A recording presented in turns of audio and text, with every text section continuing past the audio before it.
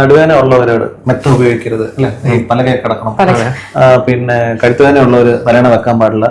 ഇതെല്ലാം ഞങ്ങളുടെ കോമൺ സെൻസിൽ ഇതെല്ലാം തെറ്റാണ്. മനസ്സിലായില്ല. കാരണം എന്ന് വെച്ചിട്ടുണ്ടെങ്കിൽ നമ്മുടെ ഓരോ ജോയിന്റിനും ഫങ്ഷണൽ പൊസിഷൻസ് ഉണ്ട്. ഞങ്ങളൊക്കെ പോസ്റ്റ് ഗ്രാജുവേഷൻ പഠിക്കുന്നത് ഞങ്ങളുടെ ആദ്യത്തെ ചാപ്റ്റർ അതാണ്, ഫങ്ഷണൽ പൊസിഷൻസ് ഓഫ് ജോയിന്റ്സ്.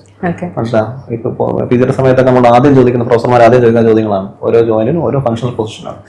അതേപോലെ തന്നെ ഈ നമ്മൾ കഴുത്തിൽ നമ്മൾ തലേണ വെച്ച് കിടക്കുമ്പോൾ ഉയരം കൂടിയ തലേണ അല്ലെങ്കിൽ ഒന്നിൽ കൂടുതൽ തലേണകൾ ഉപയോഗിക്കരുതെന്ന് മാത്രമേ ഉള്ളൂ.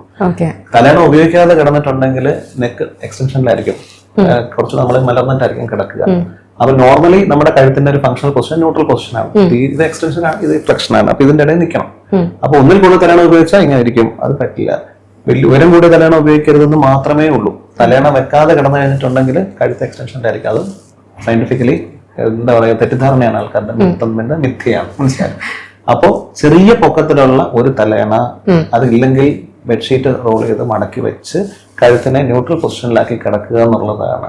തലേണ ഉപയോഗിക്കരുത് എന്ന് പറയുന്നത് ആബ്സൊല്യൂട്ട്ലി അതൊരു റോങ് ആയിട്ടുള്ള കാര്യമാണ്. അതേപോലെ നടുവിന്റെ സെയിം എന്താണ് ഈ നമ്മൾ പരസ്യങ്ങളിലൊക്കെ കാണും അല്ലെ, orthopaedic bed, memory beds, orthopaedic bed എന്നൊക്കെ പറഞ്ഞിട്ട് അത് പിന്നെ ബിസിനസ് ആണ്. നേരത്തെ കോംപ്ലാന്റ് കാര്യം പറഞ്ഞ പോലെ തന്നെ ബിസിനസ് ആണ്. മനസ്സിലായില്ല. ഓർത്തോപെഡിക് ബെഡ് എന്നല്ല, നമുക്ക് ഏത് പൊസിഷനിലാണ് സുഖമായിട്ട് കിടന്നുറങ്ങാൻ പറ്റുക അതാണ് നമ്മുടെ ബെസ്റ്റ് പൊസിഷൻ. അത്രേ ഉള്ളൂ. മനസ്സിലായില്ലേ.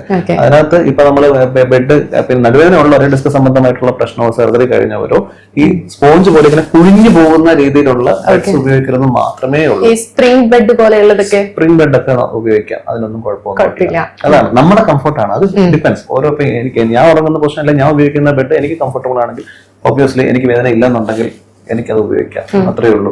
ഐഡിയലി 2-3 പൊസിഷനിലാണ് നമ്മൾ കിടക്കുന്നത്. ഒന്നുകിൽ നമ്മൾ നേരെ കിടക്കും, ചരിഞ്ഞ് അല്ലെങ്കിൽ കമിഴ്ന്ന് കിടക്കുന്ന ഒരിക്കലും ഹെൽത്തി ആയിട്ടുള്ള ഒരു പൊസിഷൻ അല്ല. അത് പല രീതിയിലുള്ള ഡൈജഷൻ ആയാലും നമ്മുടെ നടുവിന്റെ ഹെൽത്തിനായാലും പല രീതിയിൽ ബാധിക്കാം. ചരിഞ്ഞുള്ള പൊസിഷനിൽ നേരെയുള്ള പൊസിഷൻ ഐഡിയൽ ആണ്.